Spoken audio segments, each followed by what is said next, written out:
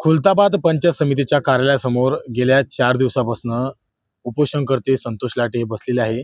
नेमकं काय प्रकार आहे, कुठल्या अनुषंगाने उपोषण चालू आहे, हे आपण त्यांच्याकडनं जाणून घेणार आहोत. मात्र त्यांच्या पाठीमागे आपण जी बॅनर जर बघितलं गेलं तर सोनखेडा येथे जे MRGH जे अंतर्गत मंजूर झालेले ज्या सिंचन विहिरी आहे, तसेच जे काम केलेलं आहे ते काम न करता मस्टर काढल्याचा आरोप त्यांच्याकडून होत आहे. मात्र प्रशासनाने आतापर्यंत कुठल्या प्रकारची दखल या उपोषणस्थळी घेतलेली नाही. ते स्वतः आपल्यासोबत आपण त्यांच्याकडून देखील जाणून घेणार आहोत. दादा नमस्कार. गेल्या 4 दिवसापासून आपण पंचायत समितीच्या आवारात उपोषणाला बसलात. मात्र कुठल्या प्रकारचं प्रशासन गांभीर्याने घेत नाहीये.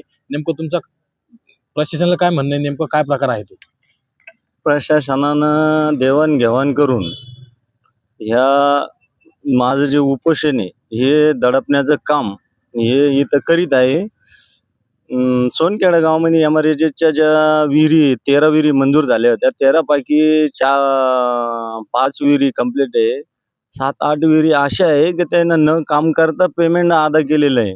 1,40,000, 1,55,000, 1,29,000 आणि त्याच्यामध्ये जे ते संबंधित रोजगार सेवक आणि पंचायत समिती निगडीतला अभिजित गायकवाडे यांच्या दोघांच्या संगमताने आणि BDOच्या आशीर्वादाने या लोकांना लाभ भेटलेला आहे असं मला स्पष्ट कळून येतं.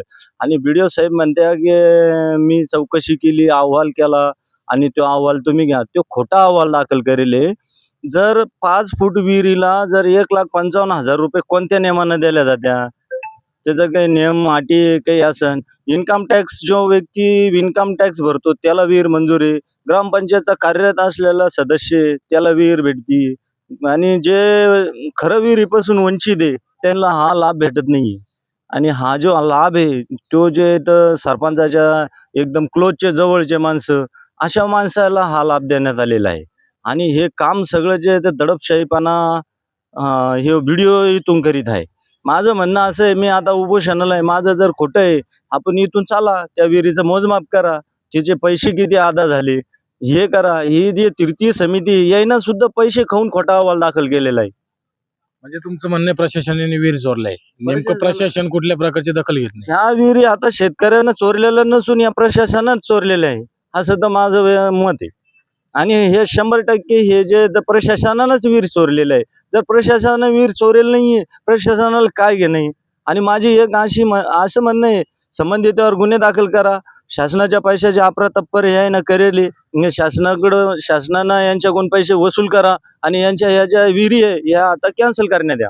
जर बघितलं गेलं 4 दिवस झाले प्रशासनाने कुठल्या प्रकारची दखल घेतलेली नाही, आणि जर प्रशासन दखल नाही घेतली आपण पुढचं पाऊल काय उचलणार? मी इथून जोपर्यंत मला न्याय भेटत नाही आणि ह्या ज्या माझ्या मागण्या मान्य होत नाही तोपर्यंत मी इथून उठत नाही. माझे इथून अंतिम संस्कार बी जरी निघले तोपर्यंत मी मागं हटत नाही.